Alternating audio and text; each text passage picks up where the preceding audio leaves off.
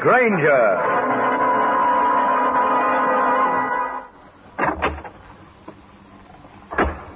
You're Steve Granger, aren't you? That's what it says on the door of this office.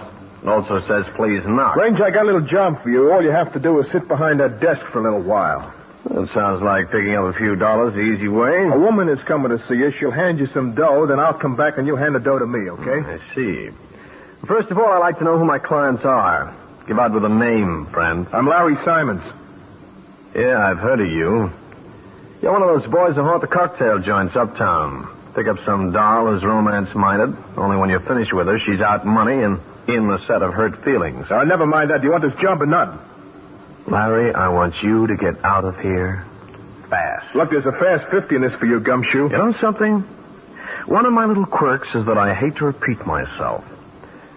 Now beat it, Worm, before I throw you out. Nobody ever threw Larry Simmons out of any place. Well, I'm going to break the record. Now blow, will you? You're spoiling my day. I'm going to spoil something else for you, too. Remember that. So long, Snoop.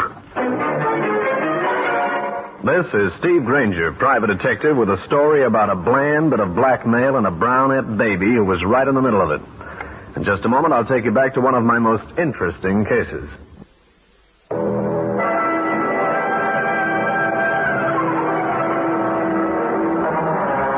This is Granger. I was sitting in my office after having shown Mr. Larry Simmons the door, not too politely. I wasn't feeling any heartburning over that because that was one young hoodlum who left the kind of taste in my mouth that chlorophyll couldn't cure. Then I had another visitor. Mr. Granger, I've come here for some advice. Yeah, most people do. What can I do for you? Suppose you knew that a certain person was going to kill someone else. Would it be against the law not to report it? What? You're not deaf, are you, Mr. Granger? Listen, mister. How long have you been out of the booby hatch? I am asking for your professional opinion on a serious matter, Mr. Granger. Take it to the police, pal. They love to interfere in incomplete killing. I thought of that, too. But you see, I don't particularly like the victim-to-be. I'd appreciate your opinion. Well, if you know a murder is to be committed, there's no law in the world that can make you tell about it. Because you're the only one who knows that you know. Or am I being too confusing? No, not at all. Thank you, Mr. Granger. And good day. It wasn't starting out to be one of my best days. First a cheap hoodlum, then an elderly nut. I decided I needed a drink to put things right. There was a spot just down the street. I walked in, gave the bartender the nod, and sat down at a table to await my usual. It arrived simultaneously with something else. A girl. She had brown hair, swing and sway walk, and clothes that spelled, "What are you doing later, baby?" Mr. Granger, why aren't you in your office? Because, little lady, I wanted to come in here. So I did. Any further questions? Larry told me you'd be upstairs. I saw you come out and come in here. Larry didn't tell me you were going to do that. Larry is not my master. I go where I please. I don't understand all this. Larry was very explicit. Larry should crawl into a hole. Let someone fill it with water. Well, I didn't think you felt that way. Oh? We might as well get on with our business. Well, here's the money. That green stuff makes it seem like St. Patrick's Day, but you're a few months late. Did Larry give you the paper? Baby, take this money and put it back in your handbag. Makes me nervous. What are you talking about? Larry told me you'd have a paper for me. I've got nothing. But he promised to sign a release. You were going to hand it to me. You're on the right track, but you got the wrong train.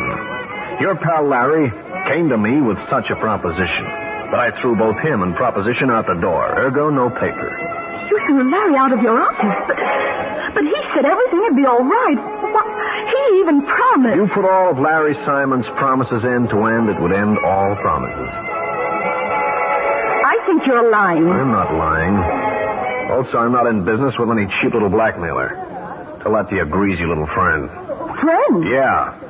Let me tell you something else. A young woman as attractive as you could have hundreds of boyfriends. None of them even remotely resembling Larry Simmons. Did I make myself clear? You think Larry is my boyfriend? Sure he's not your cousin. Mr. Granger, I hate Larry Simmons. That adds another name to a growing list. So do I. I'm glad to hear that, Mr. Granger. sorry I bothered you. Goodbye. Wait. What's your hurry, and who are you? I am the person who's going to give Larry Simmons a bad time. The girl moved out the door of the cocktail lounge wearing an expression in her eyes that spelled trouble with a large T for one Larry Simmons. I waited a split second, then moved after her. Granger, wait. Hey, you deaf? I said wait. Larry, take your hand off my arm. Don't go tough on me, Granger. I want that dough. I've got no dough. Now let go. I'm in a hurry. I'm not letting go until you hand over that money. I saw the dame go over to your table in that joint. I watched her give you the money. And you also saw me refuse it. Now get away from me. People might think we're friends. Now, look, Granger, you don't know what you're doing. I gotta have that money. If I don't get it, it means my skin. And that's my wish for today. See you, Larry. Don't grab me again, you hear? Hand over that dough, Granger. Moving up in your profession. Turning into a gun boy, are you? In the middle of the street, too. I'm not kidding, Granger. This is serious with me. I'll say it's serious. Now, I'll take that gun, thanks. Here, what's going on? And give me that gun. Who do you think you are, waving a revolver around in public? Come on, hand it over. Here you are, officer. Now then, march, both of you. Guns in the middle of the day on Broadway. Now, just a minute, officer. Here's my license. Steve Granger? So you're the private eye, are you? What's all this about? The gun belongs to this man, Larry Simmons, officer. So, you have a permit to carry this thing, mister? I sure have, officer. There, here it is. Simmons, 2365 East 69th Street, New York. Okay. Take your gun and put it away. Officer, I want to say... Granger, you keep quiet. Now, get up the street, Simmons, and don't let me catch you waving a gun around again. Thanks, officer. Hey, which way are you going, Granger? Any direction you're not taking, Larry. Just stay away from me. Now, listen to me for a second. Because the next time I have to take a gun away from you, I'll put a slug right between your eyes. That'll be enough of that kind of talk, Granger. Simmons, get out of here. Go on. Granger, you stay with me. The police officer held me by the arm until Larry Simmons disappeared in the crowd. Then he handed me one more admonition to behave myself and turn me loose. I went home hoping to spend a quiet evening.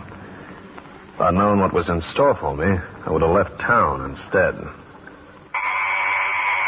Now what? Who are you and what do you want? My name is Alan Gilbert. I want to have a little talk with you. Okay, chum. My hours are 10 to 5. You can catch me any day at my office downtown. I want to talk to you right now. That's what I was afraid of. My girlfriend came to see you today. She's in trouble. Most interesting. She wanted to give you some money. You refused it. More people seem to have seen that transaction. Also, she's been seen around New York with Larry Simmons. He's a crook. This is as interesting as the latest novel, little man, but still none of my business. I think she's in trouble, Granger.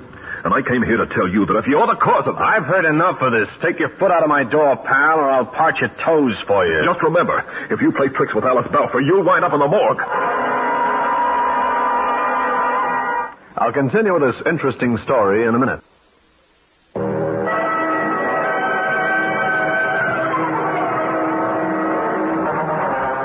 This was nuisance number 3, this white-faced young man who threatened me about his girlfriend and then moved away down the hall. I closed the door and slipped the lock, hoping for a little peace, unspoiled by cheap grifters and young heroes. But this was obviously the day I should have gone to the country. Hello. Mr. Granger, this is the man who came to see you earlier today. Pardon my being so abstract, but which one are you? I spoke to you about a possible murder. Not you again. I have an errand for you, Mr. Granger. I'll pay $50. I'm never murder-minded after 6 o'clock. Sorry, mister. This has nothing to do with murder. I want you to come to my place as quickly as possible. What for? A very important but highly confidential matter. My home is at 3456 West 37th Street.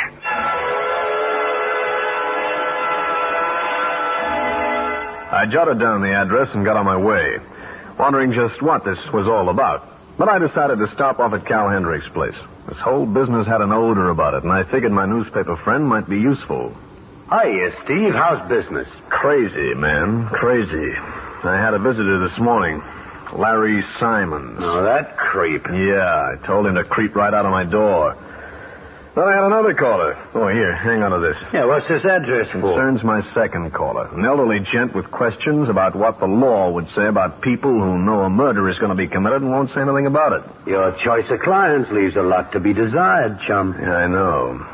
Thought I lost him, but he just phoned. Asked me to come up and see him. This is his address. You want me to keep it? Yeah. Thanks so much. Don't mention it. I won't. Unless I don't happen to come back.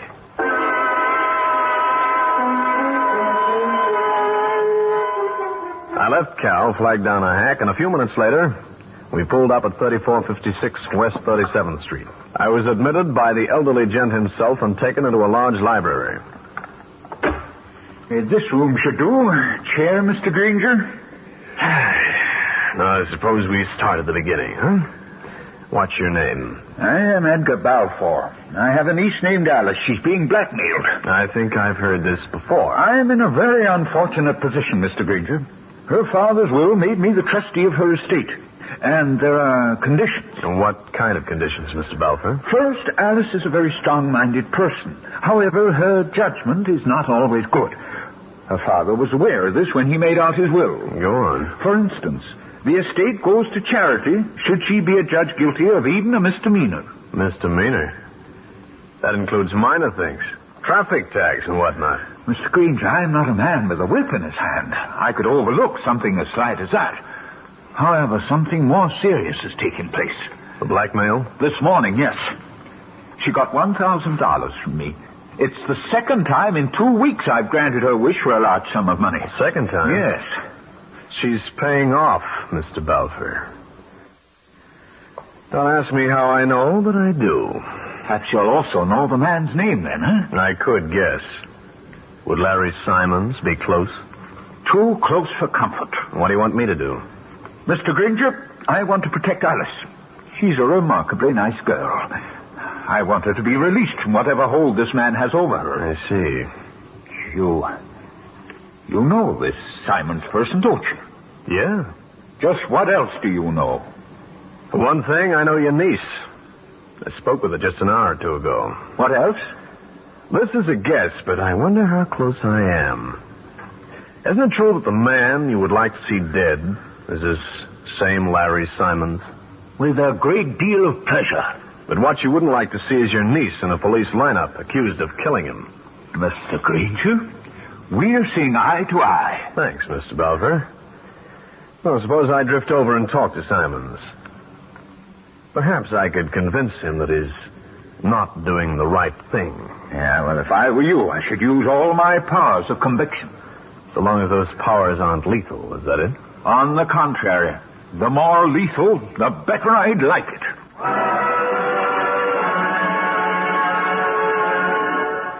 Edgar Balfour's eyes tossed a glance at me cold enough to deep freeze a sirloin steak. They also blinked goodbyes, so I got out of there. And as I left the house, I was thinking with envy of those guys who live a nice, quiet life in nice, quiet offices, wearing white collars and adding up figures. For me, in this setup, everything I figured kept adding up to murder. In just a moment, I'll bring you the climax of the case.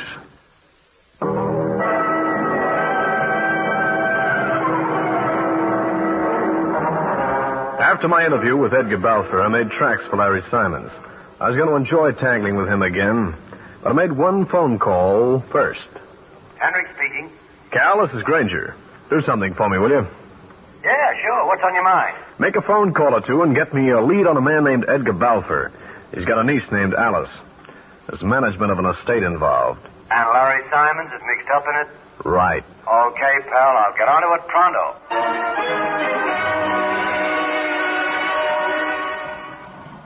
This was the block where Larry Simmons hung his overcoat. As I moved towards the building where he lived, I saw something interesting. Miss Balfour. Why? It's Granger. What are you doing in this neighborhood, Alice? Been up talking to Larry Simmons? No, there's a girlfriend of mine who lives here. I dropped in to see her. Uh-huh. Don't you believe me? What's wrong? You self-conscious? Alice, your uncle hired me to get you out of trouble with Larry Simmons. Uncle Edgar? Yeah. Granger, there's really nothing you can do. Why don't you just forget the whole thing? I'll explain to Uncle Edgar that I spoke to. I've got a better idea.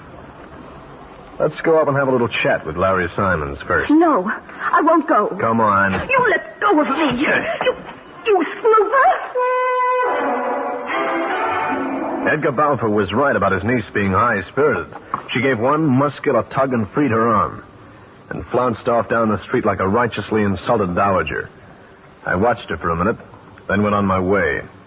Alice or no Alice, I wanted a piece of Larry Simmons. A red-faced doorman with a penchant for stray buck gave me his apartment number. The elevator boy deposited me at the right floor. I moved towards Simon's apartment with a feeling that all was not good. His door swung open to my touch, and I stood there face to face with a sleek little blackmailer. He was sitting in an easy chair, all set for his last long rest. I went through him and came up with a grand prize, 10 $100 bills. Then I reached for the phone. Calling somebody, Granger? What? Oh, Sergeant Ray, I was just calling you. You were, Mr. Granger? What does it look like I was going to do? You might have been calling Grand Central for transportation out of town. Oh, stop that. You see, I was told to wait for you to come back. We figured that you'd forgotten something, sir. Me? Oh, what did I forget? The 10 $100 bills in your hand. Perhaps we should continue this downtown. Downtown? What for? I'm sorry, sir, but it's suspicion of murder. That's your story, Mr. Granger. Can you substantiate it? Of course I can. Edgar Balfour hired me to have a little talk with Larry Simmons. And that's why you knew what he had in his coat pocket, sir. Well, sure. Mm-hmm. Yes, Sergeant. Eddie, do you know this man? He's Steve Granger. Where'd you see him last? Uptown earlier today. Under what circumstances? Well, he was having an argument with another fellow named Larry Simmons. He says to this other guy, the next time I see you, I'll put a slug right between your eyes. Did you make that statement, Granger? Now, Sergeant, I can tell you... Just tell me if you said it or not. Sergeant Ray, usually one of my friends, just leaned back and waited for me to admit making the statement. I did, feeling certain that my next bedroom would have vertical Venetian blinds. The sergeant could, in view of the patrolman's evidence, hold me under suspicion. But after 15 minutes of explanation, I was released on my own recognizance. I left police headquarters, checked an address from a telephone directory, and went uptown. Little fragments of thought were beginning to gel into certainty. This was the apartment house where Alice Balfour's boyfriend, Alan Gilbert, lived.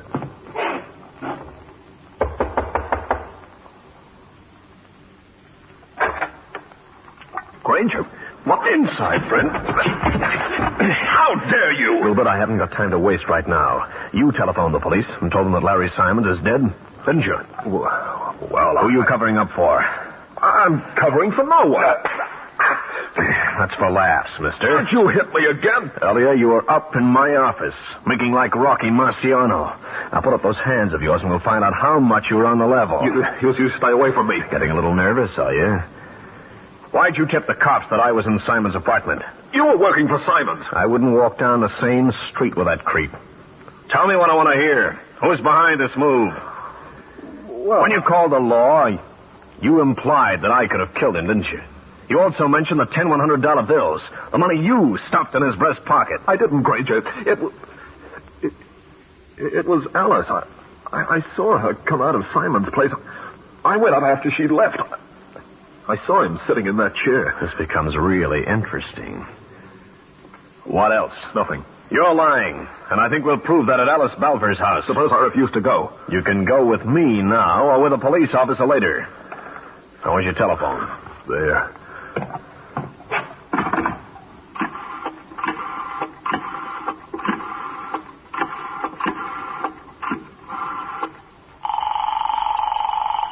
Granger, you don't know what you're doing. Quiet. Hendricks speaking. Cal, this is Steve. What about that information I asked you to get? Got it right here. Edgar Balfour administers an estate for his niece Alice. His administration has been strictly on the level. Nothing wrong? Not with the estate. But the rumor boys have drifted around a remark that Balfour has been under the influence of a blackmailer. That makes two of them. Thanks, Cal. Don't mention it. So long. So long. Now, come on, you. I shoved Alan Gilbert along ahead of me like a case of soft drink bottles. I got a hack and headed for the Balfour residence. A few minutes later, Alice answered the door. Alan. And Mr. Granger. Well, what's wrong? Miss Balfour, do you know that Larry Simmons is dead? Somebody shot and killed him. What? I can't believe it. Why can't you? Because he was still alive when you left his apartment earlier today? I wasn't in his apartment. I was visiting a dressmaker. Gilbert, tell your girlfriend what you saw. Honey, I'm sorry. Alan, you didn't. He did. Granger, what are you looking for in that drawer? Just this. Nice little revolver, Miss Balfour. It's been fired, too. 2 shells gone out of the magazine. Police will enjoy a gander at this plaything. Granger, you don't understand. Oh, but I do, Miss Balfour. You killed Larry, didn't you? I didn't. I think Simmons was afraid to face you, baby. He knew you were gunning for him. That's why he came to me. I was to be the collector. Only the stubborn streak in my nature prompted me to turn him down, so you shot him. That's not true. Baby, don't bother lying anymore. I am not a liar. You lied twice, Alice. On the street, when you told me you were visiting a girlfriend in the same building where Larry Simmons lived. Now it's a dressmaker you went to see. Well, You're not even a clever liar. I think I'll have a little chat with your uncle. But I don't think he'll like what I've got to say. my uncle isn't home. 2 will get you 5. That's a third lie, baby. Where is he? I don't know. Darling, please tell Granger the truth. Very well. Uncle Edgar is here. But I wish you wouldn't excite him. He has a very bad heart. Any little shock might prove fatal. Just the same, I've got to talk to him. I've heard something that throws an entirely different light on this little picture. Different light. Miss Balfour, your uncle was being blackmailed, too. What? Yeah. I just got this information. I'm going to talk to your uncle about it. Now, where's his room? Come with me. I'll show you.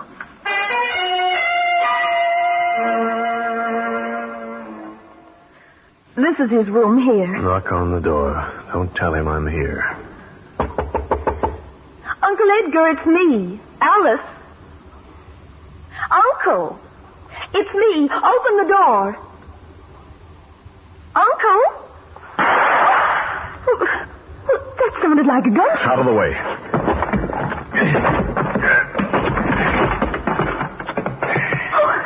Uncle Edgar! Uncle! He's dead, Alice. He shot himself. In that case, I can tell you. I didn't shoot Larry Simmons. Uncle Edgar killed him.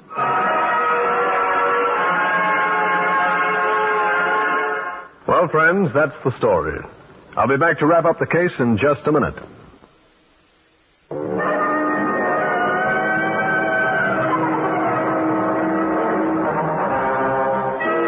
When Alice Balfour made the statement that her uncle had killed Larry Simmons, Alan Gilbert's face took on that look of disbelief that crosses an expectant father's face when he realizes it's 2 instead of 1. I looked at the girl, too. I realized that my uncle murdered Larry, but I had to protect him. You were protecting him before, weren't you? That's why you were paying off to Larry Simmons. Yes. Larry kept promising a release. When I ran into you, I knew he'd never keep his promise. How long have you known your uncle was the murderer? Just after Larry was killed, I went to his apartment. I saw his body. I knew then. When I got back here, I started to tell Uncle Edgar. He evaded me. Later, he handed me this letter. Here, Granger, you read it. My dear Alice, I killed Larry Simmons.